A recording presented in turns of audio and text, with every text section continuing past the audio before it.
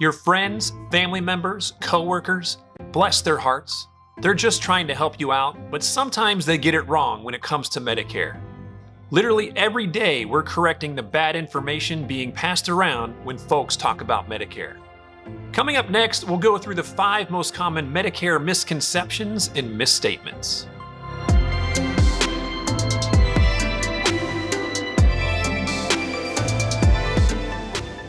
Number 1 is, you have to enroll in Medicare when you turn 65 or you will be penalized.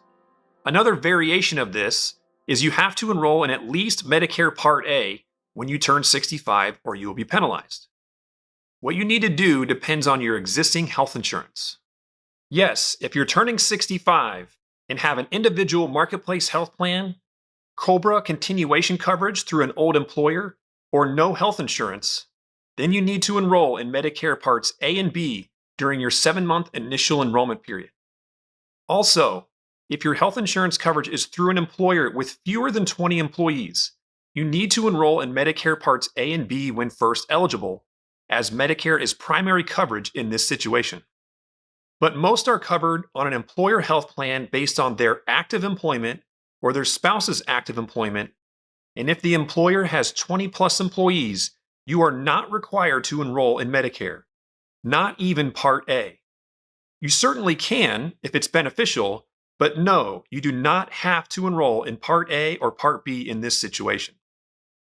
There is never a penalty and no monthly premium for Part A as long as you have 40+ quarters paid into Medicare taxes in your lifetime, which is about 10 years of work.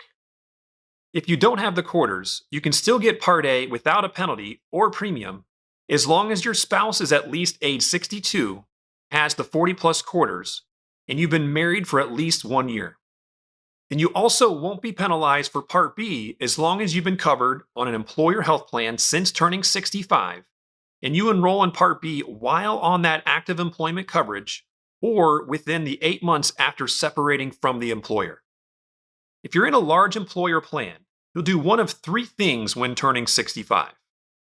Number 1, enroll in both Parts A and B and leave the employer plan. You would do this only if Medicare is the more appropriate route compared to the employer health plan. Number 2, enroll in Part A only, delay Part B, and stay on the employer plan. Yes, you can delay Part B. You will not be penalized because of the coverage based on active employment. Number 3, delay both Parts A and B and stay on the employer plan. You would do this if the employer plan is the better choice and you also contribute to a health savings account. More on HSAs later. Next up, number 2 is you have to tell Medicare if you don't want to enroll at 65. This is just not true. If you delay Parts A and B, you don't need to take any action now. You don't need to tell the Social Security Administration anything at this time. When you eventually need Medicare in the future, that's when you enroll in Medicare through the Social Security Administration. Use our special enrollment period page at medicaremindset.com/SEP to guide you through the enrollment process. It provides all the instructions and forms to get enrolled in Medicare Parts A and B when coming off an employer health plan after your initial enrollment period has ended. Number 3 is you have to stop contributing to your health savings account 6 months before you turn 65. Let's take this in 2 pieces.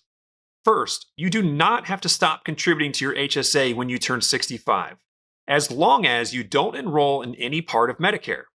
So this connects back to the first topic in this video. If you are the HSA account owner and you delay all parts of Medicare, then you can keep contributing to your HSA. For more details on how Medicare impacts HSAs, go to medicaremindset.com/HSA. And secondly, let's address the 6 months aspect of this. The reason why the 6 months comment gets thrown around is because Part A is backdated up to 6 months from when you enroll in Medicare and/or Social Security benefits after turning 65. But Medicare will start no sooner than the first of your 65th birthday month, or 1 month sooner if your birthday is on the first of the month. So you don't need to stop contributing to your HSA 6 months before you turn 65. In the year your Part A begins, you can contribute to your HSA on a pro rata basis based on the number of months you were not on Medicare. So if your Part A began April 1st, you weren't on Medicare 3 months out of that year. You can contribute 3/12 of the HSA max and 3/12 of the $1,000 HSA catch-up contribution. Again, be sure to review our HSA webpage at medicaremindset.com/HSA as it highlights some additional nuance to this topic. Number 4 is, I don't have to pay my Part B premium if I'm on a Medicare Advantage Part C plan. This is incorrect. A Medicare Advantage plan is a private insurance plan that typically combines Part A hospital, Part B medical, and Part D prescription drug coverage all into one plan.